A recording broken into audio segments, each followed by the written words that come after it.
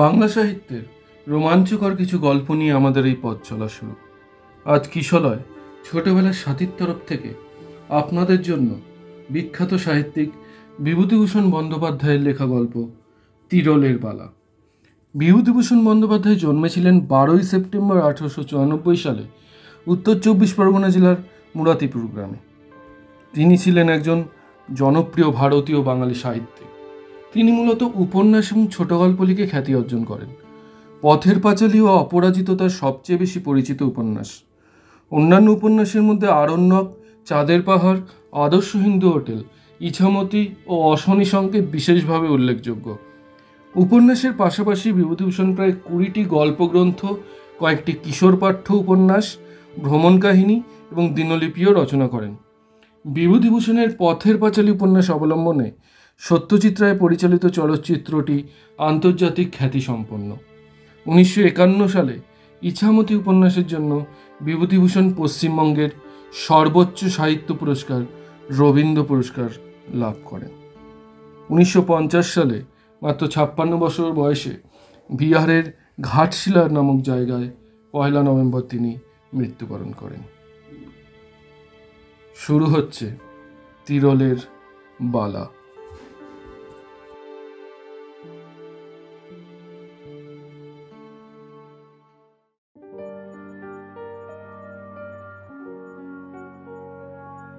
Martin কোম্পানির ছোট line. গাড়ি ছাড়বার সময় উত্তীর্ণ হয়ে গেছে, এখনও ছাড়বার ঘন্টা পড়েনি। এ নিয়ে গাড়ির লোকজনের নানা রকম মতামত চলছে। মশাই, বরগেছে নেমে যাবে প্রায় 5 মাইল, 4টে বাজে, এখনো গাড়ি ছাড়বার নামটি নেই। কখন বাড়ি পৌঁছাবো ভাবুন তো। এদের এইরকমই কাণ্ড মশাই। আসুন না সবাই মিলে একটু কাগজে লেখালেখি করি। সেদিন বরগেছে স্টেশনে 2টো ট্রেনের লোক একটি ট্রেনে পুড়লে দাঁড়াবার জায়গাটুকু নেই, তাও আবার কদমতলায় এলো 1 ঘন্টা লেট। ওই আপিসের সময়টুকুই একটু টাইম মতো যায়, তারপর সব গাড়িরই সমান দশা। কি যে ভুল করেছি মশাই, এই লাইনে বাড়ি করে রিটায়ার করলাম। কোথায় বাড়ি করি। আমার শ্বশুর বললেন তার গ্রামে বাড়ি করতে। সে কোথায় মশাই? এই প্রসাদপুর, যেখানে প্রসাদপুরের ঠাকুর আছে। মেয়েদের ছেলেপুলে না হলে মাদুরি নিয়ে আসে। হাওড়া ময়দান থেকে 25 মাইল, বেশি না। ভাবলাম কলকাতার কাছে সস্তাগন্ডা হবে, পাড়াগায় জায়গা, শ্বশুরবাড়ির সবাই রয়েছেন। তখন কি আর জানি মশাই, তা 3-4 হাজার টাকা খরচ করে বাড়ি তো বানালুম। এখন দেখছি যেমনি ম্যালেরিয়া তেমনি যাতায়াতের কষ্ট। 25 মাইল আসতে 25 খেলা খেলছে এই স্টুপিড গাড়িগুলো। 25 স্যার, 3-25 75 খেলাগুলো। আমারও পৈতৃক বাড়ি ওই প্রসাদপুরের কাছে নরোত্তমপুর। আর ডেলি প্যাসেঞ্জারই করি, কান্না পায় এক সময়। আমি যাচ্ছিলাম চাপাডাঙ্গা, লাইনের শেষ স্টেশন। এদের কথাবার্তা শুনে ভয় হলো। স্টেশন থেকে 4 মাইল দূরে দামোদর নদীর এপারেই আমার এক মাসিমা থাকেন। মেসোমশাই নাকি মৃত্যুশয্যায়, তাই চিঠি পেয়ে মাসিমার স্বনির্বন্ধ অনুরোধে সেখানে চলেছি। যেরকম এরা বলছে তাতে কখন সেখানে পৌঁছবো কে জানে। কামরার এক কোণের বেঞ্চিতে একটি যুবক ও তার সঙ্গে একটি 17-18 বছরের সুন্দরী মেয়ে বসেছিল। মেয়েটির পরনে সিল্কের ছাপা শাড়ি, পায়ে মাদ্রাজি চটি, মাথার চুলগুলো যেন একটু হেলাগোছাভাবে বাঁধা। সে জানলা দিয়ে বাইরের দিকে চেয়েছিল। যুবকটি মাঝে মাঝে সকলের কথাবার্তা শুনছে, মাঝে মাঝে বাইরের দিকে চেয়ে ধূমপান করছে। গাড়ি ছেড়ে 3-4টে স্টেশন এলো। পান, পটল, আলু, মাছের পুটলি হাতে ডেলি প্যাসেঞ্জারের দল ক্রমে নেমে যাচ্ছে। বাকি দল এখনো সামনাসামনি বেঞ্চিতে মুখোমুখি বসে কোচার কাপড় মেলে তাস খেলছে। মাঝে মাঝে ওদের হুঙ্কার শোনা যাচ্ছে, ইঞ্জিনের ঝকঝক শব্দ ভেদ করে। 2 hearts, not round, 3 spades। যখন জঙ্গিপাড়া গাড়ি এসে দাঁড়িয়েছে তখন বেলা যায়। জাঙ্গিপাড়া স্টেশনের সামনে বড় দিঘিটার ধারের তালগাছগুলোর গায়ে রাঙা রোদ। শেষ ডেলি প্যাসেঞ্জারটি জাঙ্গিপাড়ায় নেমে যাওয়াতে গাড়ি খালি হয়ে গেল। একেবারে খালি নয়, কারণ রইলাম কেবল আমি। কোণের বেঞ্চের দিকে চেয়ে দেখি সেই যুবক ও তার সঙ্গিনী মেয়েটিও রয়েছে। এতক্ষণ ডেলি প্যাসেঞ্জারদের গল্পগুজব শুনতে শুনতেই আসছিলাম বেশ। এখন তারা সবাই নেমে গিয়েছে, আমি প্রায় একা। এখন স্বভাবতই যুবক ও মেয়েটির প্রতি মনোযোগ আকৃষ্ট হলো। মেয়েটি বিবাহিত নয়, সে তো বেশ দেখেই বুঝতে পারা যাচ্ছে। তবে ওদের সম্বন্ধ কি ভাই বোন কিংবা মামা ভাগ্নে? মেয়েটি বেশ সুন্দরী। ছোকরা মেয়েটিকে ভুলিয়ে নিয়ে পালাচ্ছে না তো? আশ্চর্য নয়, আজকালকার ছেলে ছোকরাদের কাণ্ড তো। যাক, আমার সেসব ভাবনা দরকার কি, নিজের কি হবে তার নেই ঠিক। সন্ধ্যা তো হয়ে এল। মাসিমাদের গ্রাম স্টেশন থেকে 2-3 মাইল, পথও সুগম নয়। ট্রেন আটপুর এসে দাঁড়ালো, জাঙ্গিপাড়ার পরের স্টেশন। তারপর ছাড়ল। বড় বড় ফাঁকা আটদেশের মাঠে সন্ধ্যা নেমে আসছে। লাইনের ধারে কচ্চিৎ ক্ষুদ্র ক্ষুদ্র চাষা গা, লাউলতা চালে উঠেছে। একটা ছোট্ট গ্রাম্য হাট ভেঙে লোকজন ধামা চিঙারি মাথায় ফিরছে। আবার মাঠ, জাম গাছের মাথায় কালো বাদুর উঠে এসে বসেছে। খালের পাড়ে মশাল জ্বেলে জেলেরা মাছ ধরবার চেষ্টা করছে। আবার সহযাত্রীদের দিকে চাইলাম। দুজনে পাশাপাশি বসে আছে, কিন্তু দুজনেই জানলার বাইরে চেয়ে রয়েছে। একটা কথাও শুনলাম না ওদের মধ্যে। ছেলেটা মেয়েটাকে নিয়ে পালাতে পালাতে দুজনের মধ্যে ঝগড়া হচ্ছে। বেশ সুন্দর চেহারা দুজনেরই, না মামা ভাগ্নি বা ভাই বোন নয়। নিয়ে পালানোই ঠিক, কিন্তু এদিকে কোথায় যাবে ওরা? মার্টিন কোম্পানির ছোট লাইন তো আর 2টো স্টেশন গিয়ে রাট দেশের অজ পাড়াগা আর দিগন্তব্যাপী মাঠের মধ্যে শেষ হয়েছে। এই দুটি শৌখিন পোশাক পরা তরুণ তরুণীর পক্ষে সে অঞ্চল নিতান্ত খাপছাড়া ও অনুপযোগী। যাকে, আমার কেন ওসব ভাবনা। পিয়াসরা স্টেশনের সিগন্যালে সবুজ আলো দেখা দিয়েছে। সামনে ভয়ানক অন্ধকার রাত্রি। নিতান্ত দুর্ভাবনায় পড়ে গেলাম। রাট দেশের মাঠের ওপর দিয়ে রাস্তা, সঙ্গে ব্যাগে কিছু টাকা কড়ি আছে।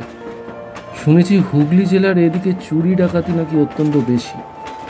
মিশুমশাইয়ের চিকিৎসার জন্য মাসিমা কিছু টাকার দরকার বলে লিখেছিলেন। মাই টাকাটা দিয়েছে। ধনে প্রাণের নাম আড়া পড়েই শেষকালে। হঠাৎ আমার সহযাত্রী যুবকটি আমার দিকে চেয়ে বলল, চাঁপাডাঙ্গা স্টেশন থেকে নদীটা কত দূর বলতে পারেন স্যার? নদী প্রায় 1/2 মাইল। নৌকা পাওয়া যায় খেয়ার? এখন নদীতে জল কম, তবে নৌকোও বোধহয় আছে। যুবকটি আর কোনো কথা না বলে আবার বাইরের দিকে চেয়ে রইল। আমার অত্যন্ত কৌতূহল হলো, একবার জিজ্ঞেস করে দেখি না ওরা কোথায় যাবে। কিন্তু ওদের দিক থেকে কথাবার্তার ভরসা না পেয়ে চুপ করে রইলাম। পিয়াসারা স্টেশনে এসে গাড়ি দাঁড়ালো। বিশেষ কেউ নামলে উঠল না, ছোট স্টেশন। যুবকটি আমায় জিজ্ঞেস করলে, আচ্ছা স্যার, ওপারে গাড়ি পাওয়া যায়? আমি ওর দিকে চেয়ে বললাম, কি গাড়ির কথা বলছেন? এই যে কোনো গাড়ি, মোটর বাস কি ঘোড়ার গাড়ি? লোকটা বলে কি, এই অজপাড়া গায়ে ওদের জন্য মোটরের বন্দোবস্ত করে রাখবে কে বুঝতে পারলাম না। বললাম, না মশাই, যতদূর জানি ওসব পাবেন না সেখানে। পাড়াগা জায়গা, রাস্তাঘাট তো নেই। এবার ওদের গন্তব্যস্থান সম্বন্ধে আমার কৌতূহল অতি কষ্টে চেপে গেলাম, কিন্তু যুবকটি পর মুহূর্তেই আমার সে কৌতূহল মেটাবার পথ পরিষ্কার করে দিল। জিজ্ঞেস করল, ওখান থেকে তিরোল কত দূর হবে জানেন স্যার? অত্যন্ত আশ্চর্য হয়ে ওর মুখের দিকে চাইল। তিরোল যাবেন নাকি? সে তো অনেক দূর বলেই শুনেছি। আমিও অবশ্য এদেশে প্রায় নতুন, ঠিক বলতে পারবো না, তবে 5-6 ক্রোশের কম নয়। যুবকের মুখে উদ্বেগ ও চিন্তার রেখা ফুটে উঠল।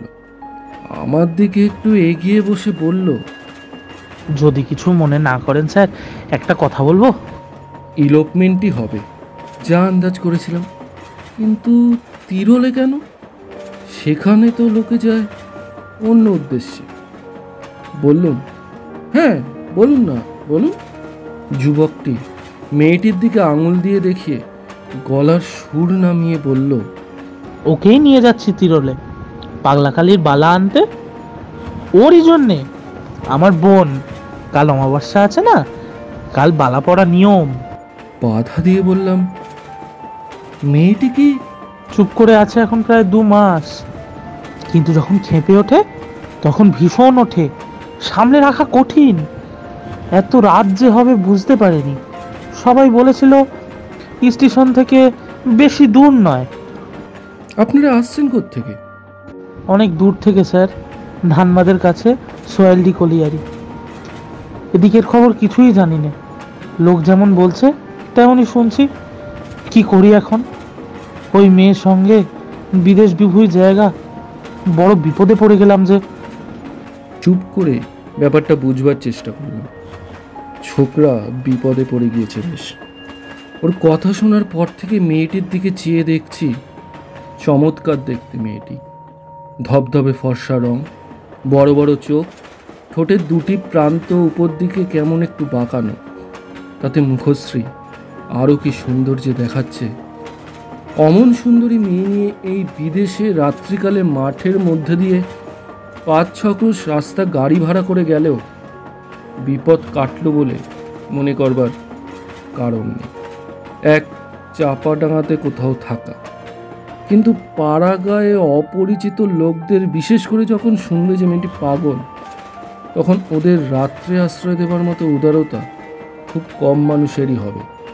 যুবকটিকে বললাম, চাপাডাঙাতে কোনো লোকের বাড়ি আশ্রয় নেবেন রাত্রে? তার চেষ্টা দেখব। না স্যার, ওকে অপরিচিত লোকের মধ্যে রাখতে পারবো না, তাহলেই ওর মেজাজ খারাপ হয়ে উঠবে। আমি ছাড়া আর কারুর কাছে খাবে পর্যন্ত না। যে কোনো তুচ্ছ ব্যাপারে ও ভীষণ ক্ষেপে উঠতে পারে, সে ভরসা করি না স্যার। ওর সে মূর্তি দেখলে আমি, ওর দাদা, আমি পর্যন্ত দস্তুর মতো ভয় পাই। সে না দেখলেই ভালো, ও অন্য মানুষ হয়ে ওঠে একবারে। চাপাডাঙ্গার স্টেশনে গাড়ি এসে দাঁড়ালো। রাত্রির অন্ধকার এখনো ঘন হয়ে যায়নি, তবে কৃষ্ণা চতুর্দশীর রাত্রি, অনুমান করা যায় কি ধরনের হবে আর একটু পরে। চাপাডাঙ্গা স্টেশনের কাছে লোকের বাড়িঘর বেশি নেই, খানকতক বিচুলি ছাওয়া ঘর, অধিকাংশ পান, বিড়ি, মুড়ি মুড়কি কিংবা মুদিখানার দোকান, একটা সাইকেল সারানোর দোকান, একটা হোমিওপ্যাথিক ডাক্তারখানা, ডাক্তারখানার একপাশে স্থানীয় ডাকঘর, একটা পুকুর, পুকুরের ওপারে 2-1খানা চাষা ভুষো লোকের ঘর। আমরা টিকিট দিয়ে সবাই স্টেশনের বাইরে এলাম। সামনেই 2-3খানা ছইওয়ালা গরুর গাড়ি দেখে আমার দুর্ভাবনা অনেকটা কমে গেল। কিন্তু যখন তাদের জিজ্ঞাসা করে জানলাম নদীর ধার পর্যন্ত তারা যায়, নদী পার হবার উপায় নেই গরুর গাড়ির, তখন আমি আমার সঙ্গীটিকে বললাম, কি করবেন? না তো স্টেশনেই থাকবেন রাতে? না স্যার, কাল অমাবস্যা, আমায় তিরল পৌঁছতেই হবে কাল। এখানে থাকলে কাজ হবে না। আপনি আর একটু কষ্ট করুন, আমার সঙ্গে একটু চলুন। আপনাকে যখন পেয়েছি ছাড়তে পারবো না। আপনি না দেখলে কোথায় যাই বলুন তো? আমি বড় বিপদে পড়ে গেলাম। ওদিকে মেসোমশাইয়ের অসুখ, সেখানে পয়সা কড়ি নিয়ে যত শিগগির হয় পৌঁছানো দরকার। এদিকে এই বিপন্ন যুবক ও তার বিকৃত মস্তিষ্কা তরুণী ভগিনী, ছেড়েই বা এদের দিই কি করে এই অন্ধকার রাত্রে? তা হয় না, সঙ্গে যেতেই হবে। মেসোমশাইয়ের অদৃশ্যে যা ঘটে ঘটুক। গরুর গাড়ির গাড়োয়ানেরা কিন্তু ভরসা দিল। তিরলের বাধা রাস্তা, নদী পেরিয়ে গাড়ি পাওয়া যায়, পালকি পাওয়া যায় একটু খোঁজ করলেই। হরদম লোক যাচ্ছে সেখানে, ভয়ভীত কিছু নেই। নদীর খেয়া থেকে বড়জোর 2 ঘন্টার রাস্তা। নদীর ধার পর্যন্ত একখানা ছইওয়ালা গরুর গাড়িতে আমরা 3 জন এলাম। সারা ট্রেনে মেয়েটি কথা বলেন, অন্তত আমি শুনি। ছইয়ের মধ্যে বসে সে প্রথম কথা কইল। যুবকটির দিকে চেয়ে বলল, দাদা, আমার শীত করছে, তোমার শীত করছে না? সুন্দর গলার স্বর, যেন সেতারে ঝংকার দিয়ে উঠল। আমি সহানুভূতির চোখে তরুণের দিকে চাইলাম। আহা, এমন সুন্দর মেয়েটি কি অদৃষ্ট নিয়েই জন্মেছে। বললাম, শীত করতে পারে, নদীর হাওয়া বয়েছে। সঙ্গে কিছু আছে গায়ে দেওয়ার? না, গায়ে দেবার কিছু ধরুন বসে মাসে তো কিছু আনেনি। বিছানার চাদরখানা পেতে গাড়িতে বসছিলাম, ওখানা গায়ে দে। বেশ স্বাভাবিক সুরে সহজ ধরনের কথাবার্তা। আমি বললাম, দামোদর। মেয়েটি এবার আমার দিকে মুখ ফিরিয়ে বললে, বল্লভপুরে যে দামোদর, আমি জানি, খুব বড় নদী না দাদা? ছেলেবেলায় দেখেছি। যুবকটি আমায় বলল, দামোদরের ধারে বল্লভপুর বলে গ্রাম, বর্ধমান জেলায়। সেখানে আমার মামার বাড়ি কিনা। পূর্ণিমা মানে আমার এই বোন সেখানে দুবার গিয়েছিল ছেলেবেলায়। তারপর খেয়ার নদী পার হওয়ার সময় পূর্ণিমা ওর দাদাকে বলল, ভয় করছে দাদা, ডুবে যাব না তো? ও দাদা, নৌকো দুলছে যে। ডুবে যাবি কেন? চুপ করে বসে থাক, দুলছে তাই কি? ওপারে গিয়ে আমরা দেখি গাড়ি ঘোড়া তো দূরের কথা, একটা মানুষ পর্যন্ত নেই। খেয়ার মাঝি লোকটা ভালো, সে আমাদের অবস্থা দেখে বলল, দাঁড়ান বাবু মশাই, শ্যামপুকুরের গোয়ালপাড়ায় গরুর গাড়ি পাওয়া যায়। আপনারা আপনারা নৌকাতেই বসেন, আমি ডেকে দিচ্ছি। পূর্ণিমা বলল, দাদা, কিছু খাবে না? খাবার রয়েছে তো। পরে আমার দিকে চেয়ে বলল, আপনিও খান, খাবার অনেক আছে। ওর দাদা বলল, হ্যাঁ হ্যাঁ, দে না, ওকে দে, তুইও খা। কিছু তো খাসনি, পৌঁছতে কত রাত হয়ে যাবে। পূর্ণিমা একটা ছোট্ট পুটলি খুলে আমাদের সবাইকে লুচি, পটল ভাজা, আলু চচ্চড়ি ও মিহিদানা পরিবেশন করে দিল। বলল, দেখ তো দাদা, মিহিদানা খারাপ হয়ে যায়নি? আমি বললাম, এ কোথাকার মিহিদানা? বর্ধমান থেকে কেনা, আসবার সময়ে। খারাপ হয়নি, দেখুন তো মুখে দিয়ে। আজ যখন বাড়ি থেকে বেরিয়েছিলাম তখনও ভাবিনি এমন একটি সন্ধ্যার কথা। ভাবিনি যে দামোদর নদীর উপর নৌকাতে বসে একটি অপরিচিত যুবক ও একটি অপরিচিতা তরুণীর সঙ্গে খাবার খাবো এভাবে। কেমন একটি শান্ত পরিবেশ, যেন বাড়িতে মা বোনের মধ্যেই আছি। বড় ভালো লাগছিল। কিন্তু পরবর্তী মর্মন্তুদ অভিজ্ঞতার পটভূমিতে ফেলে আজ যখন আবার সেই সন্ধ্যাটির কথা ও আমার সেই তরুণ সঙ্গীদের কথা এখন ভাবি, তখন মনে হয় সেদিন তাদের সঙ্গে না দেখা হওয়াই ভালো ছিল। একটা দুঃখজনক করুণ স্মৃতির হাত থেকে বাঁচা যেত তাহলে। আমাদের খাওয়া শেষ হয়ে গিয়েছে। এমন সময় গরুর গাড়ি নিয়ে খেয়ার মাঝি ঘাটের ধারে দামোদরের বিস্তৃত বালির চরে এসে হাজির হলো।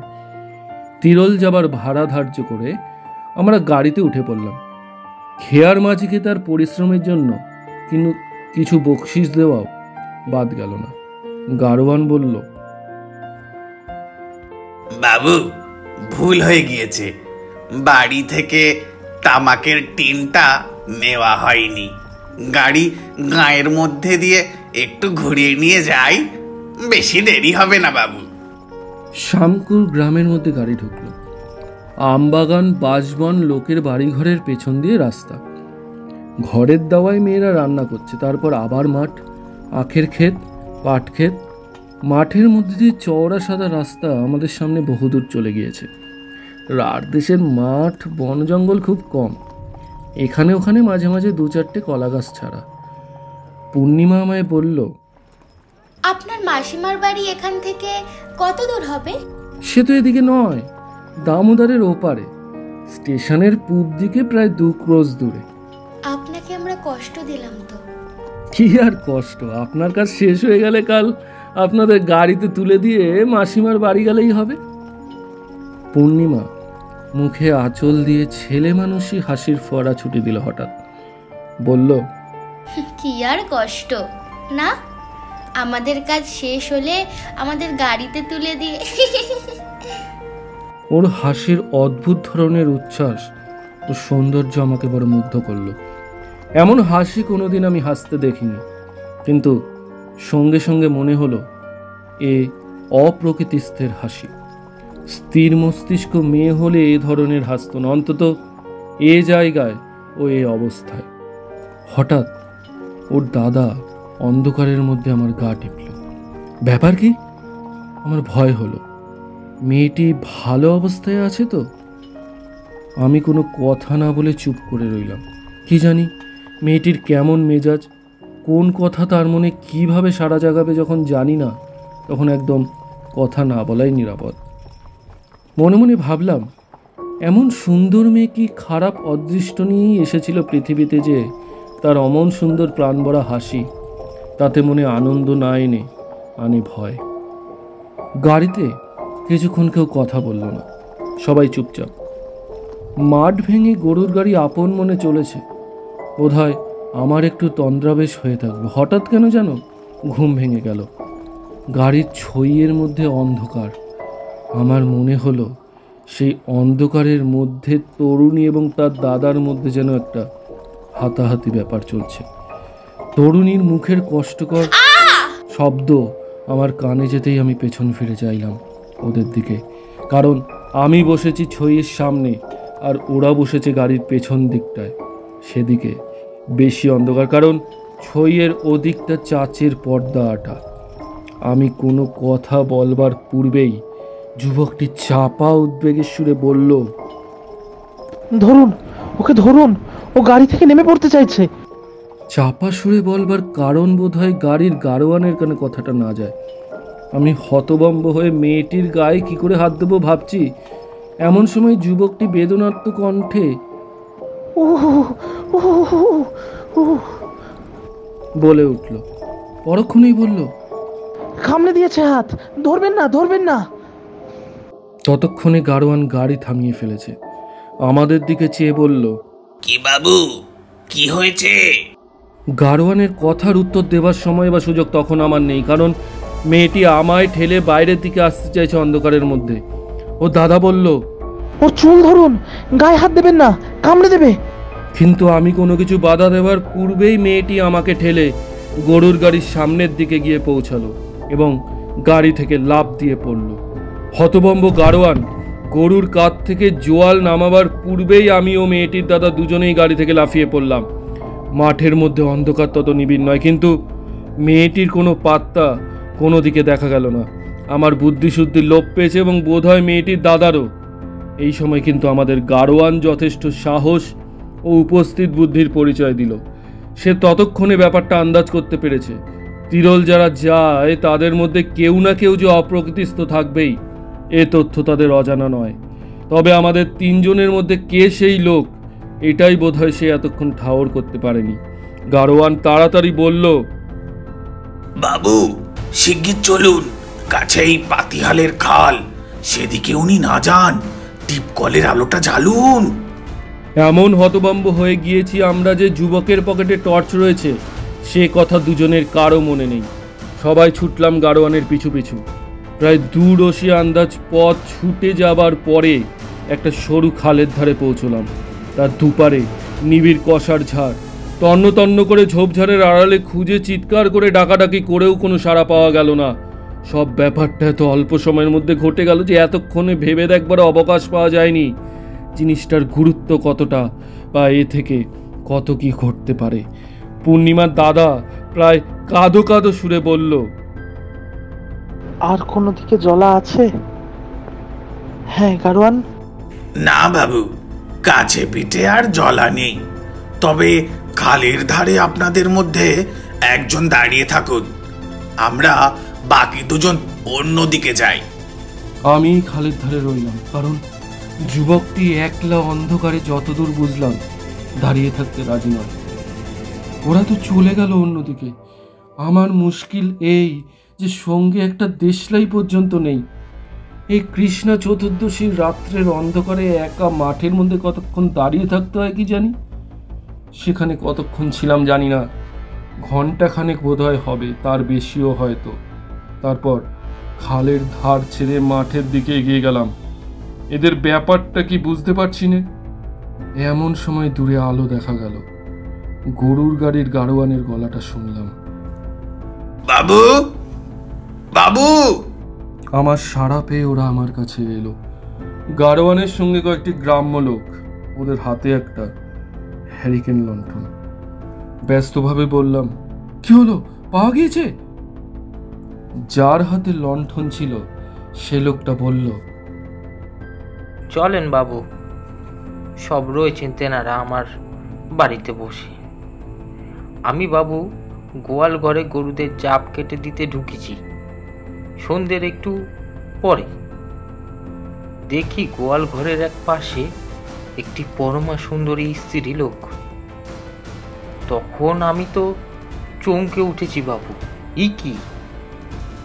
তারপর বাড়ির লোক এসে পড়ল, তারপর এনারা গিয়ে পড়লেন। তাদের আমরা বাড়িতে বসিয়ে আপনার খোঁজে বেরোল। অন্ধকারের মধ্যে ভদ্রলোকের ছেলের একই কষ্ট। চলুন গরিবের বাড়ি, দুটো ডাল ভাত রান্না করে খান। দিদি ঠাকুরুনের মাথাটা ভালো যদি হতো, একটু তো দিদি ঠাকুরুন একেবারে লক্ষ্মীর পিরিতি মেয়ে। আমাদের বাড়িতে তার পায়ের ধুলো পড়েছে। আপনারা সবাই ব্রাহ্মণ শুনলাম, কতকালের ভাগ্যি আমাদের। দুটো ভাত সেবা করে আজ রাতে শুয়ে থাকুন, কাল ভোরে আমি আমার গাড়িতে তিরোল পৌঁছে দেব আপনাদের। অমন হয়?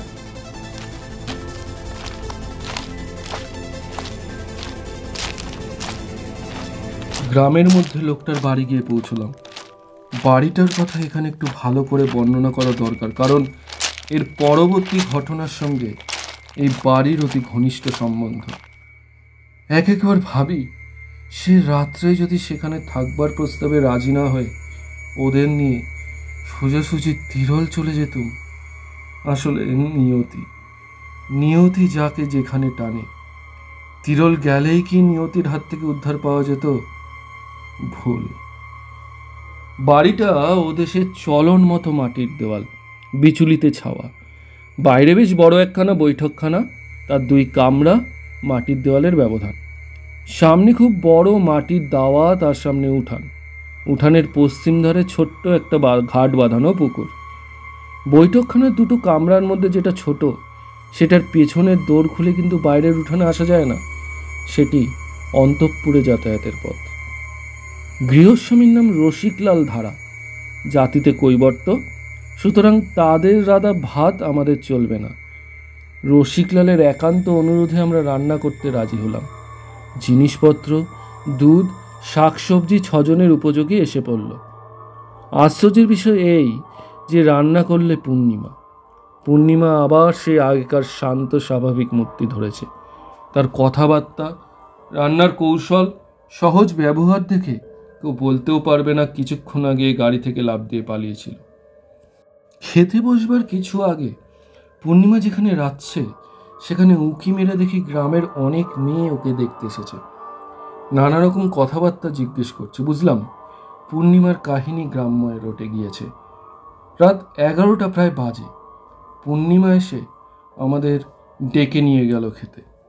আমি বললাম, সকলের সঙ্গে আলাপ হলো পূর্ণিমা?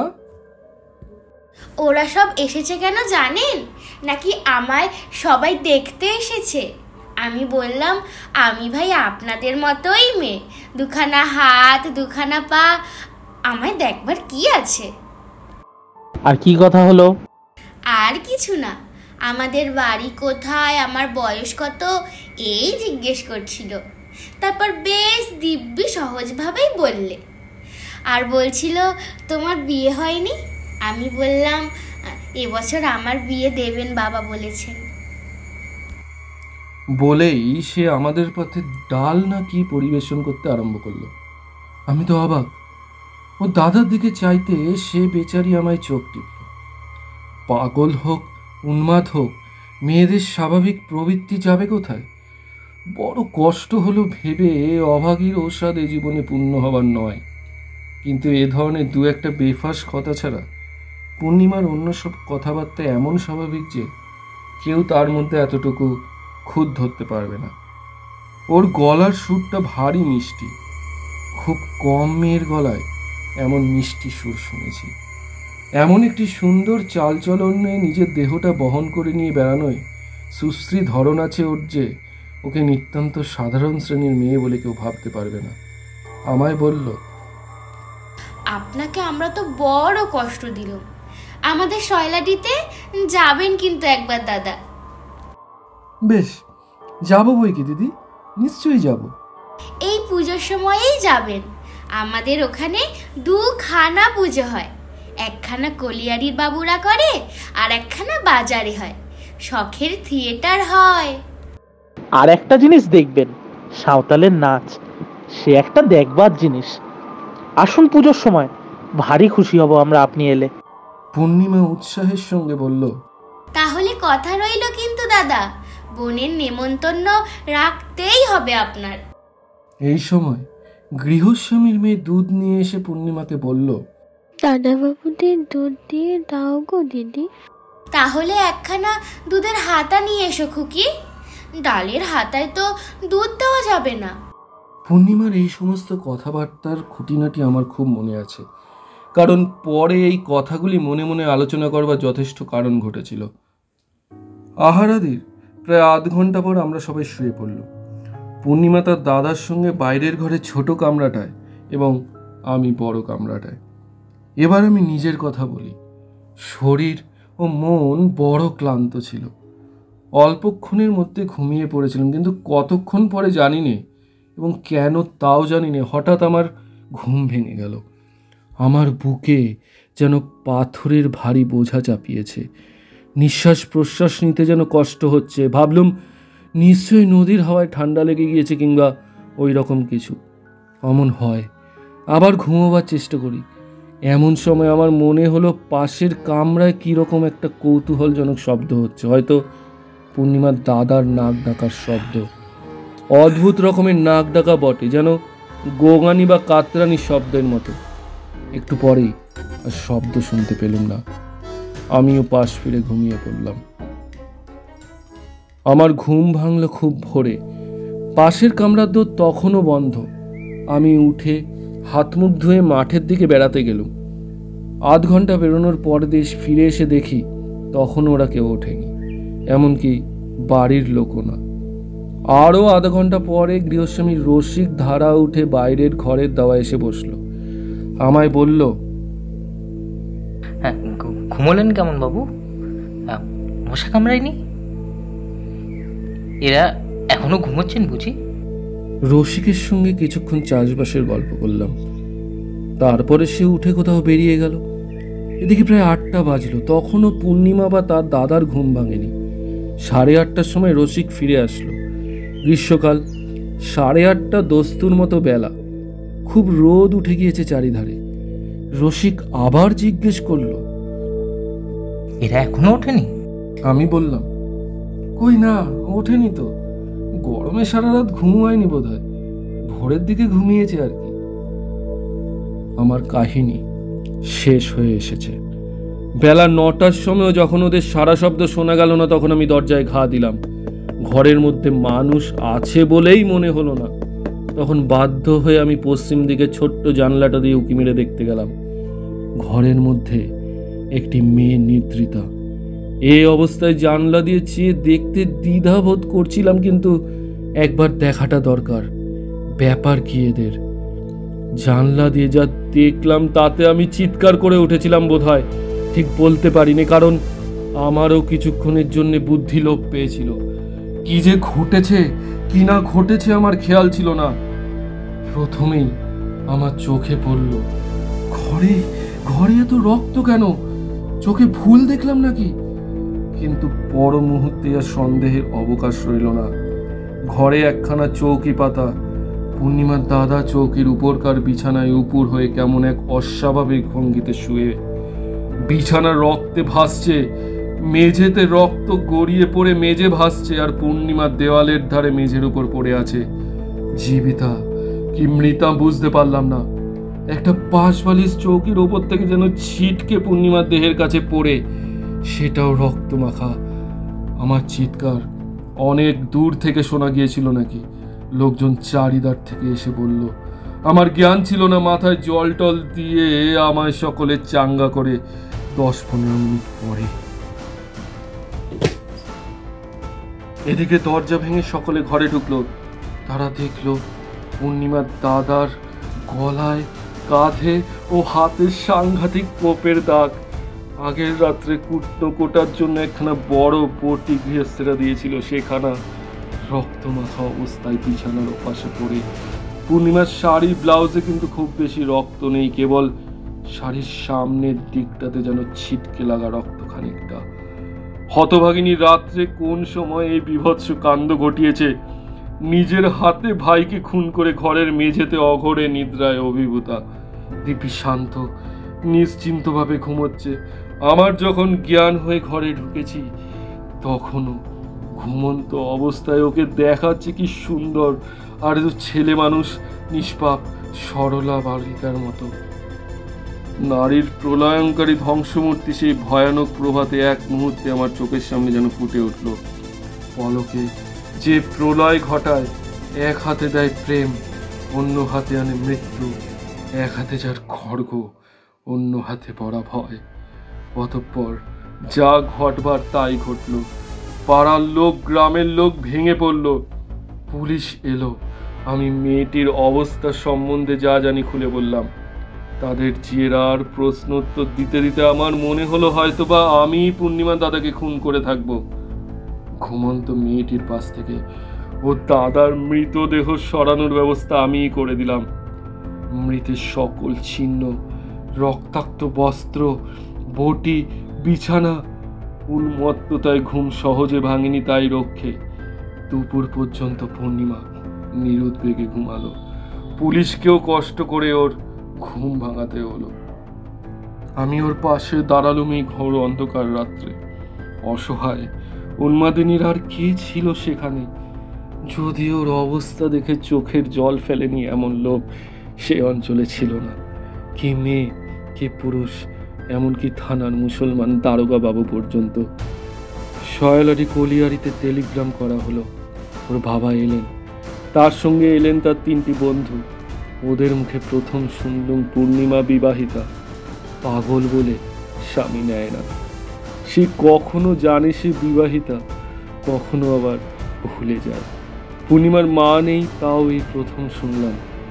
ভদ্র বংশের ব্যাপার, এই নিয়ে খুব গোলমাল যাতে না হয় শুরু থেকেই তার ব্যবস্থা করা হলো। খবরের কাগজে ঘটনাটি উঠেছিল কিন্তু একটু অন্যভাবে। কয়েকটি প্রভাবশালী লোকের সহানুভূতি লাভ করার দরুন ব্যাপারের জটিলতার হাত থেকে আমরা অপেক্ষাকৃত সহজে রেহাই পেলাম। পূর্ণিমাকে রাঁচি উন্মাদ আশ্রমে দেওয়ার ব্যবস্থা হলো। ওর বাবাও দেখলুম ওকে আর বাড়ি নিয়ে যেতে রাজি নন।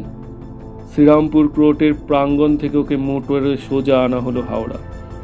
হাওড়া থেকে রাঁচি এক্সপ্রেসে যখন ওঠানো হচ্ছে, তখন একগাল হেসেও আমার দিকে চেয়ে বলল, আমাদের শয়লাটিতে আসবেন কিন্তু একদিন, মনে থাকবে তো? ওর বাবাকে বলল, দাদা কোথায় বাবা? দাদাকে দেখছি নে। দাদার কাছে কানের দুল দুটো খোলা রয়েছে, কান বড্ড ন্যাড়া ন্যাড়া দেখাচ্ছে। এই সব কয়েক বছর আগের কথা। অনেকেই বুঝতে পারবেন আমি কোন ঘটনার কথা বলছি। মানুষ চলে যায়, স্মৃতি থাকে। জীবনের ওপর কত চিতার ছাই ছড়ানো, সেই ছাইয়ের সূক্ষ্ম স্তরে বহু প্রিয় পরিচিত জনের পদচিহ্ন আঁকা। এই শ্যামলা পৃথিবীর রৌদ্রালোক, পরিবর্তনশীল ঋতুচক্রের আনন্দ থেকে নির্বাসিতা সে হতভাগিনীর কথা মাঝে মাঝে যখন মনে পড়ে, তখন ভাবি সে নেই। এতদিনে সুদূর রাঁচির উন্মাদ আশ্রমে তার অভিশপ্ত জীবনের অবসান হয়ে গেছে। ভগবান আর ওকে কতকাল কষ্ট দেবেন বলা বাহুল্য। এই কাহিনীর মধ্যে আমি সব কাল্পনিক নামধাম ব্যবহার করেছি, কারণ সহজেই অনুমেয়।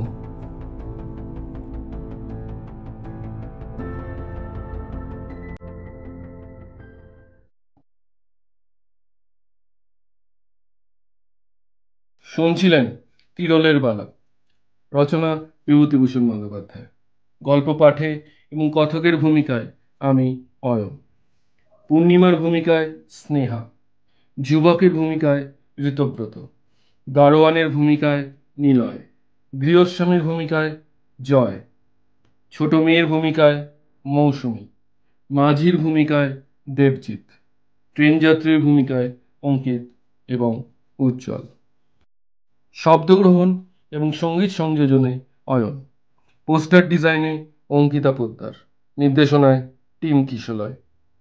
নিজেদের গল্প পাঠান ডেসক্রিপশনে দেওয়া আমাদের মেল আইডিতে।